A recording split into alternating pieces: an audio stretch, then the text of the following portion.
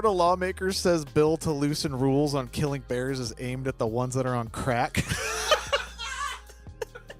That is the most Florida bullshit. Bears on crack are breaking into homes, and opponents say bill will allow people to kill bears without threat. Dude. Crack bears, dude. It's the sequel to Cocaine Bear. It was started by the CIA. The CIA went in the bear community and just...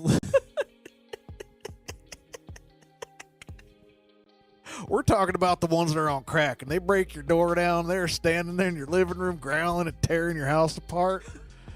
Schoaf told a meeting of the Florida legislature's House Infrastructure Strategy Committee discussing his Bill 87. I know where you're going. I know where you're going, Jason. Don't. What happened? Just don't. Say it. Is he going to say it? What are you going to say? I'm just kidding. Are they? What kind of bears are they? They're not the polar bears, are they?